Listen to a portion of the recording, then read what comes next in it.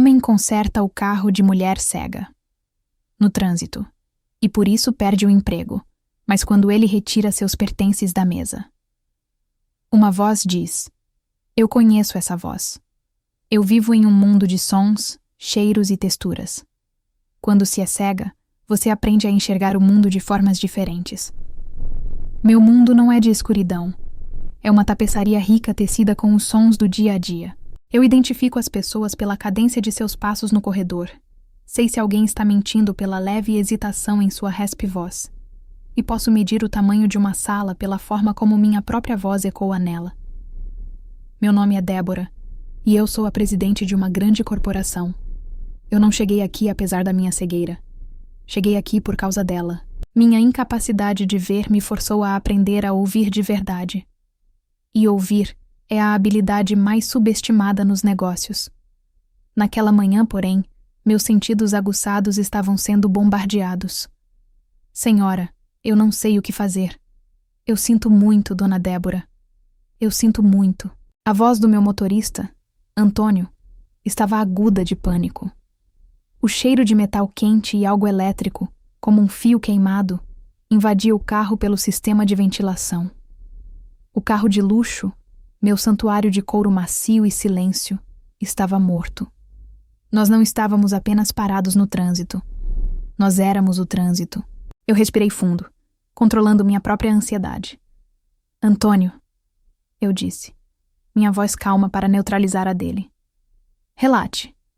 Qual é o som? Não há som, senhora. Esse é o problema. Eu giro a chave e... nada. Silêncio. Eu podia ouvir o suor na voz dele. Antônio era um homem bom, leal, mas não era um homem para crises. Atrás de nós, uma sinfonia de buzinas começou a explodir. E a reunião? Ele gemeu. Ele não precisava terminar. Hoje era o dia da fusão, a maior negociação da minha carreira. Eu precisava estar em uma sala de conferências do outro lado da cidade em 30 minutos. Falhar em aparecer não era uma opção. Ligue para o reboque, Antônio, e chame outro carro da empresa agora. Eu já tentei, senhora. O reboque disse 1 hora, e o trânsito está tão ruim que o outro carro nunca... Um som novo cortou o caos. Uma motocicleta parando. Problemas? Uma voz que eu não conhecia. Jovem. Um pouco ofegante, mas clara. Eu ouvi Antônio correr para o homem. Rapaz, você não vai acreditar! O carro morreu! E eu estou com minha patroa, ela tem uma reunião. Ela... Calma, senhor, deixe-me ver. Eu sou engenheiro. Engenheiro. Essa palavra me interessou. Antônio! Chamei da janela entreaberta. Quem é? É um moço, dona Débora. Ele disse que é engenheiro. Ele vai dar uma olhada. Eu me inclinei na direção da voz dele. Bom dia, eu disse projetando minha voz. Meu nome é Débora. Agradeço a ajuda, mas meu motorista disse que há um problema elétrico. Houve uma pausa. Eu o ouvi se aproximar da minha janela. Bom dia, senhora, ele respondeu. Eu podia sentir o calor do motor da moto dele irradiando dele. Meu nome é Flávio. E para ser sincero, sua voz me parece calma, mas a do seu motorista nem um pouco. E eu entendo de elétrica. O senhor pode abrir o capô para mim? Eu gostei da voz dele. Era firme. Mas havia algo mais. Um zumbido de ansiedade por baixo da confiança. Ele estava com pressa. Antônio, faça o que ele diz, ordenei. Pelos próximos 20 minutos, eu me tornei uma espectadora auditiva do caos.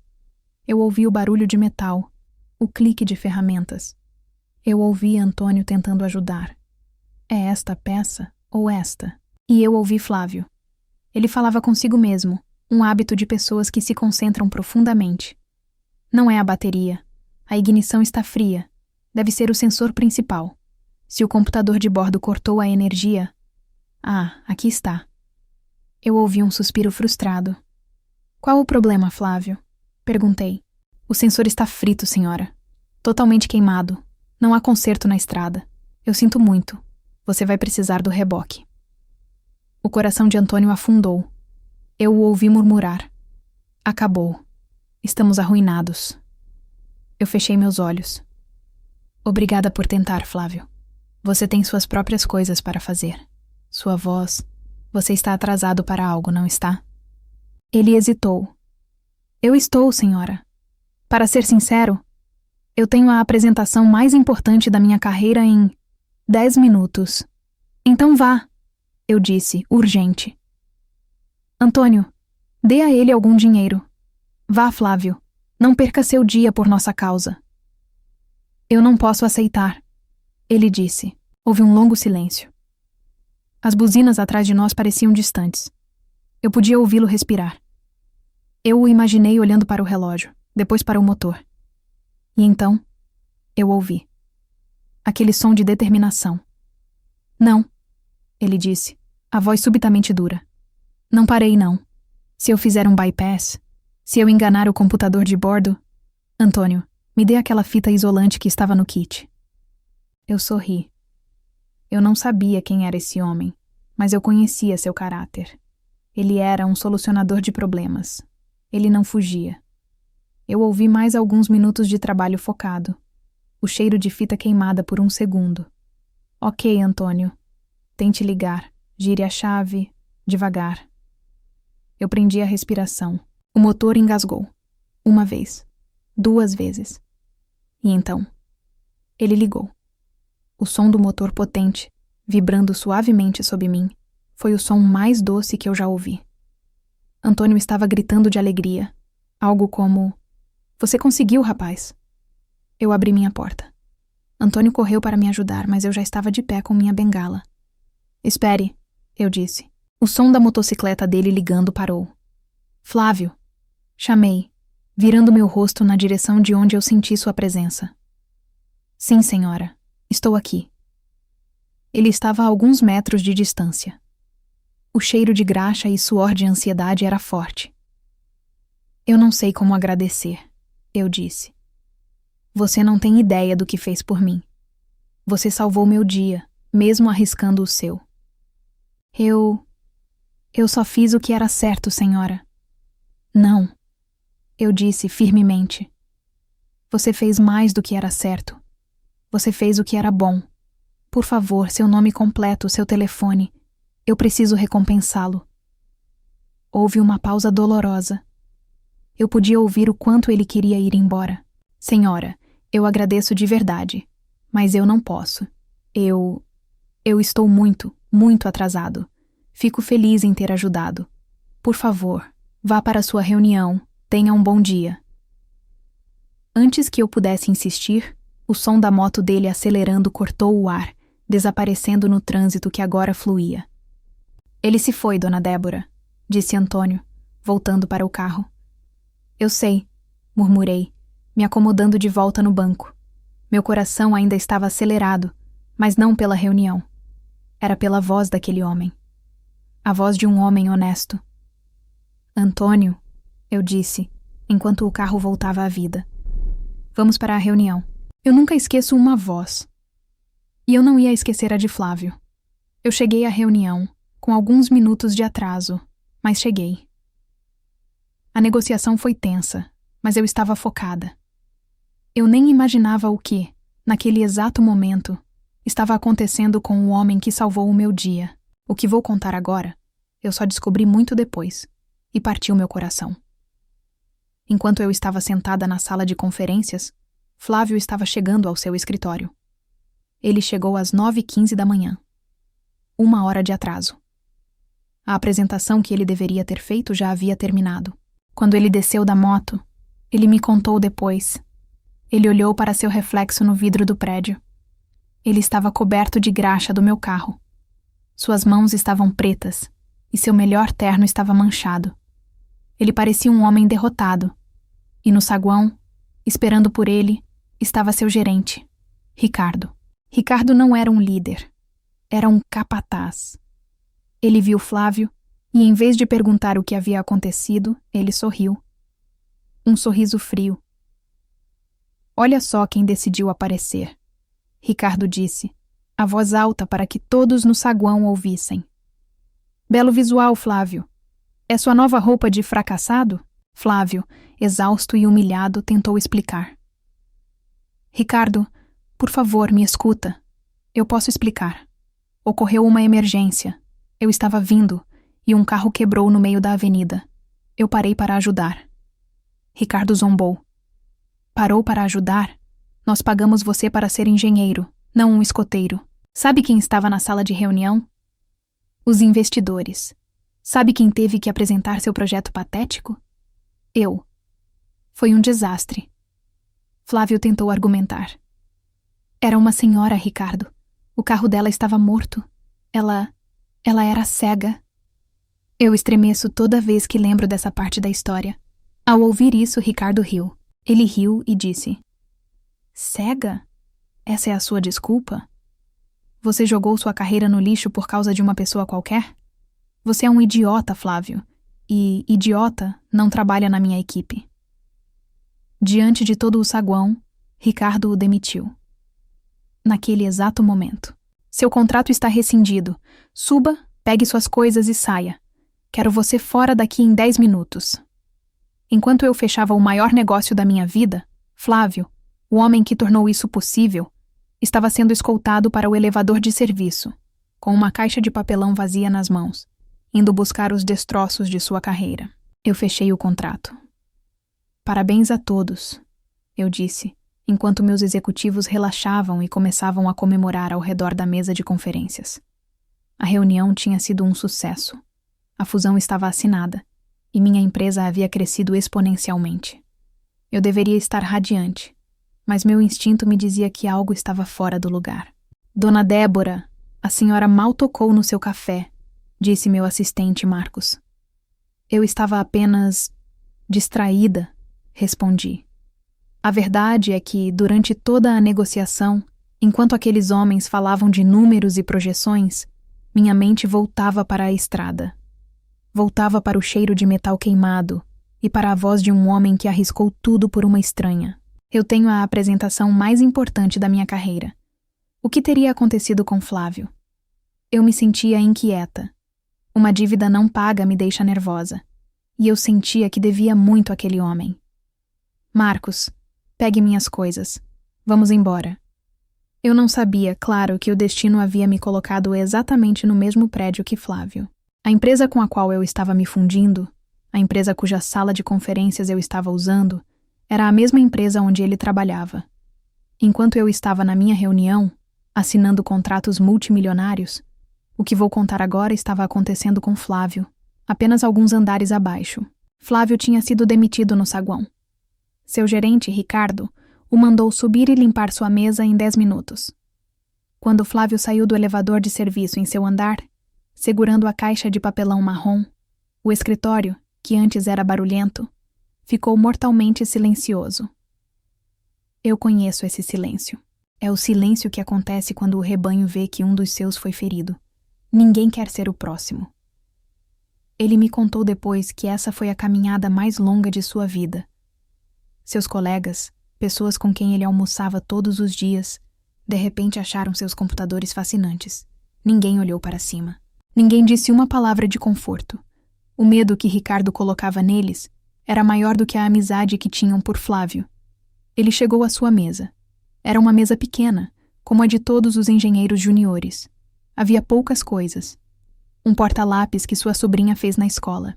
Uma foto dele com seus pais, todos sorrindo no Natal. Sua caneca de café favorita. Ele pegou a foto. Seus olhos se encheram de lágrimas. Como ele explicaria a seus pais, que estavam tão orgulhosos dele, que ele havia sido demitido por... Por quê? Por ser gentil? E foi então que Ricardo decidiu que a humilhação ainda não era suficiente. Ricardo não estava em sua sala de vidro. Ele estava perto da máquina de café, com um pequeno grupo de outros gerentes, e falava em voz alta. Ele queria que todo o escritório ouvisse. Ele estava usando Flávio como um exemplo, como um troféu de sua própria autoridade. E então, podem acreditar nisso? Dizia Ricardo, com uma risada de escárnio. Ele me deu a desculpa mais ridícula que eu já ouvi em 10 anos de carreira. Flávio parou com a foto na mão. Ele não podia evitar ouvir. Ele disse que se atrasou porque parou para ajudar. Uma senhora cega. Algumas pessoas riram, nervosamente. Uma senhora cega, repetiu Ricardo, saboreando a palavra. Como se eu fosse algum idiota. Eu disse a ele: aqui é um negócio, não uma instituição de caridade. Aqui nós contratamos matadores, não escoteiros. Ele é fraco. E nós não temos espaço para gente fraca aqui. Flávio sentiu o rosto queimar. A vergonha era tão profunda que ele mal conseguia respirar. Ele jogou o resto de suas coisas na caixa. Ele só queria sair. Ele só queria desaparecer. Ele colocou a caixa debaixo do braço e começou a andar em direção aos elevadores. O segurança do andar, que tinha ouvido as ordens de Ricardo, já estava se movendo para interceptá-lo e garantir que ele usasse a saída de serviço. Naquele exato momento, no andar de cima, eu me levantei. Marcos, estamos prontos. Sim, dona Débora. O corredor está à direita. Os executivos da outra empresa estão nos esperando para nos acompanhar até a saída. As portas duplas da minha sala de conferências se abriram. Eu saí para o corredor principal, de braço dado com Marcos. O som do meu salto e da minha bengala era nítido no piso de mármore. Imediatamente, um homem correu em minha direção. Eu podia ouvir seus sapatos caros e sua respiração levemente ofegante de ansiedade. Senhora Presidente, Dona Débora, que honra! A voz era oleosa, falsa. Eu já ouvi essa voz 1000 vezes. É a voz de um homem que quer algo de mim. Eu sou Ricardo, ele disse, quase se curvando. O gerente deste departamento. Eu espero que nossas instalações tenham sido do seu agrado. Foi uma honra absoluta tê-la aqui. Eu parei. Obrigada, Sr. Ricardo. A reunião foi produtiva. Ótimo, maravilhoso. Se houver qualquer coisa que eu possa fazer... Enquanto ele falava, eu senti uma mudança no ar. Alguém estava tentando passar por nós. Do meu lado esquerdo, perto da parede, eu senti uma presença se encolhendo. Alguém pequeno, assustado, tentando se esgueirar pelo espaço entre meu grupo e a parede. Eu podia sentir o cheiro fraco de suor e... graxa? Era Flávio. Ele tinha chegado ao corredor do elevador no exato segundo em que eu saí da minha reunião. Ele estava preso entre o gerente que o odiava e o grupo de executivos importantes. Seu único instinto era fugir. Ele tentou se apertar contra a parede para chegar ao botão do elevador, mas ele estava nervoso. Suas mãos tremiam. E a caixa de papelão bateu levemente no cotovelo de Marcos, meu assistente. Opa, cuidado aí, disse Marcos se afastando. Ricardo, que estava no meio de uma frase sobre como ele era eficiente, viu Flávio. Seus olhos se arregalaram de fúria. Como aquele funcionário sujo e demitido ousava estar no mesmo corredor que a presidente? Seu idiota! Ricardo sibilou, a voz baixa e cheia de veneno. O que você está fazendo aqui? Saia pelos fundos. Agora! Flávio congelou. Ele estava cercado. Todos os executivos estavam olhando para ele.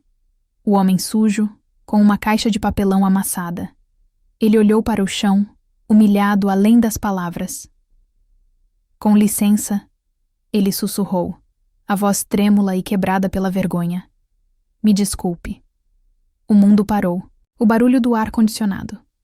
O som dos saltos no mármore. A bajulação de Ricardo. Tudo desapareceu. Havia apenas aquela voz. Eu a reconheceria em qualquer lugar. Eu a tinha memorizado. Era a voz do homem na estrada. Mas não era a mesma voz. A voz da manhã era ansiosa, mas confiante. Determinada. A voz que eu ouvi agora estava quebrada. Era a voz de um homem no fim de suas forças. Eu larguei o braço de Marcos. Dona Débora? Ele perguntou confuso.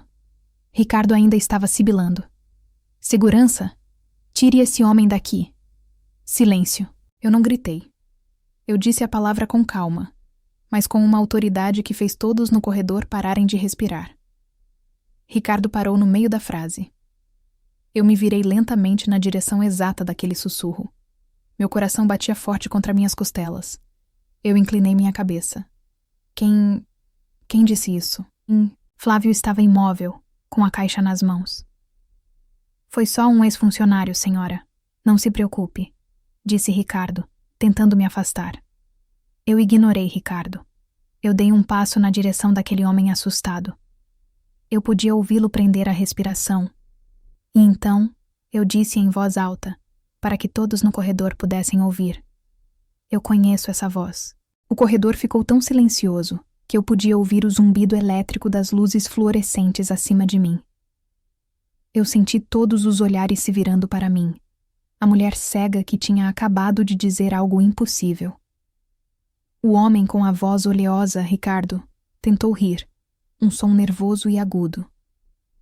Senhora Presidente, a senhora é espirituosa, mas agora, se me der licença, preciso que a segurança retire Este Flávio? Perguntei, completando a frase dele. O silêncio de Ricardo foi a minha resposta. Eu me virei totalmente na direção daquele sussurro quebrado. Flávio, eu disse, e minha voz estava alta e clara. O engenheiro, o homem que consertou o meu carro esta manhã na estrada. Eu não podia ver o rosto de Flávio, mas ouvi o som de sua respiração rápida e chocada. Eu podia sentir o calor da vergonha e do medo que vinha dele. Mas o som que mais me interessou foi o que veio de Ricardo. Foi um pequeno engasgo, um chiado. O som de um homem que vê seu mundo inteiro parar de girar. Senhor, senhora, do que a senhora está falando? Gaguejou Ricardo. A senhora conhece esse rapaz? Eu conheço a voz dele, corrigi. Eu conheço a voz de um homem que sacrificou a apresentação mais importante da vida dele para ajudar uma completa estranha. E agora? Eu disse dando um passo à frente. Eu o encontro aqui, no prédio da minha nova filial, sendo chamado de inútil e segurando uma caixa. Eu me virei na direção de Ricardo. Eu não precisava ver seu rosto. Eu podia ouvir seu pulso acelerado, o suor em sua voz. Senhora Presidente, por favor! Ele implorou, sua falsa confiança evaporando. Isso é um mal-entendido. Esse homem, Flávio, ele é um funcionário júnior. Ele foi negligente. Ele abandonou o posto. Ele não apareceu para a reunião com os investidores. Ele me fez de idiota. Ele te fez de idiota? Repeti, minha voz baixando para um tom perigoso. Não, Ricardo, eu acho que não. Eu me virei para Flávio. Flávio, por que você foi demitido? Eu ouvi o som dele engolindo em seco. Porque eu me atrasei, senhora. E a que horas você chegou? Perguntei. 9h15. E que horas o meu carro voltou a funcionar graças a você? Quase 9 horas, minha senhora.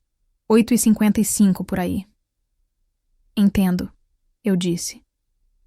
Eu me virei de volta para Ricardo, que estava respirando como um peixe fora d'água. Então, eu disse, minha voz projetada para que cada funcionário assustado naquele andar pudesse me ouvir. Este homem gastou mais de 30 minutos do seu tempo precioso, sujou seu terno e arriscou sua carreira para consertar o meu carro, para que eu pudesse chegar à minha reunião. Eu fiz uma pausa, deixando o peso das minhas palavras assentar. Sabe, Ricardo, eu era a investidora. Eu era a cliente importante na sala de conferências. A reunião para a qual Flávio estava vindo era comigo. O silêncio que se seguiu foi absoluto. Foi o som do poder mudando de mãos. Eu ouvi Ricardo tentar falar. Senhora, eu não sabia. Se eu soubesse que era a senhora, Pior! Eu o cortei, e pela primeira vez, minha voz subiu. É pior que o senhor esteja dizendo isso. O senhor está me dizendo que o valor de um ato de bondade depende de quem está recebendo. O senhor está me dizendo que se eu fosse apenas uma pessoa qualquer na rua, como o senhor presumiu, então o que ele fez foi errado. O trabalho vem primeiro! Ele disse desesperado, agarrando-se à sua última desculpa. Eu preciso de gente focada, gente com instinto. Eu não posso ter escoteiros na minha equipe. Não, eu disse calmamente. O senhor não pode ter caráter na sua equipe, porque o senhor não o reconhece. O senhor estava tão ocupado tentando parecer forte que demitiu o único homem que provou hoje ser um verdadeiro líder. Eu me virei para os executivos que estavam comigo. Senhores, Este homem, Ricardo, trabalha para vocês? O executivo mais velho, cujo sapato eu ouvi se mexer nervosamente, limpou a garganta. Sim, dona Débora, ele é um gerente de nível médio. Eu vejo, eu disse. Bem, saibam que eu não faço negócios com empresas que recompensam a crueldade e punem a integridade. Eu não posso me fundir com uma cultura que permite que um homem como este, eu apontei na direção de Ricardo, humilhe um homem como este, eu apontei na direção de Flávio. A fusão está suspensa, anunciei. O pânico foi imediato. Não, dona Débora, por favor, disse o executivo. Nós valorizamos a integridade. Isso foi um erro de gestão. Um erro que vamos corrigir agora mesmo. O executivo se virou para Ricardo. Sua voz era mortal. Ricardo, pegue suas coisas. Você está demitido. Imediatamente. A segurança vai te acompanhar. Eu ouvi o som de Ricardo tentando protestar, mas foi apenas um soluço. Derrotado e humilhado, eu o ouvi se afastar, seus passos rápidos e pesados de vergonha, até que o som de uma porta de escada bateu. O escritório ainda estava em silêncio, mas a tensão havia mudado. O medo tinha desaparecido, substituído por choque. Eu me virei de volta para Flávio. Flávio, eu disse, e minha voz era suave agora. Sim, senhora, ele sussurrou. Você ainda está segurando essa caixa. Eu ouvi um pequeno som, quase uma risada nervosa. Eu não sei o que fazer com ela. Coloque-a no chão, Flávio. Você não vai precisar dela. Eu ouvi o som do papelão deslizando para o chão de mármore. Senhor executivo, eu chamei o homem ao meu lado. Parece que vocês têm uma vaga, a de gerente. Supervisor de engenharia, disse o executivo rapidamente. O cargo está vago. Totalmente vago, dona Débora. Eu sorri, virando-me para Flávio.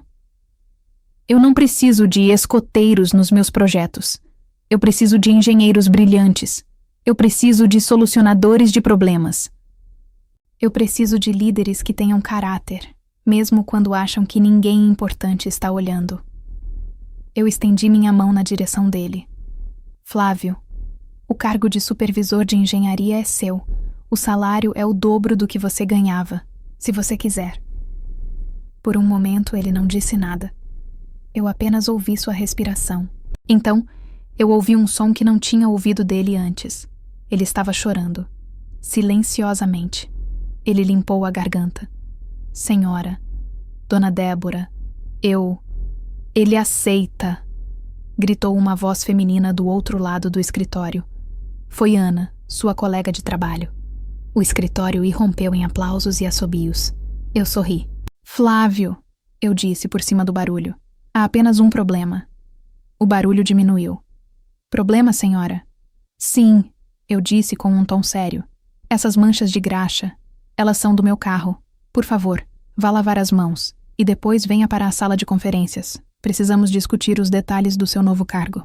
Houve um segundo de silêncio e então Flávio riu. Foi uma risada de puro alívio, uma risada de superação. Enquanto meu assistente Marcos me guiava de volta para a sala de reuniões, eu parei. Marcos, eu disse. Sim, dona Débora. Lembre-me de dar a Antônio um bônus por não saber nada sobre motores de carro. Eu não precisei ver para saber o que tinha acontecido. Eu não precisei ver Ricardo ser demitido ou Flávio ser promovido. Eu não precisei ver o rosto de ninguém. Eu só precisei ouvir. E naquele dia, a justiça tinha um som muito, muito doce.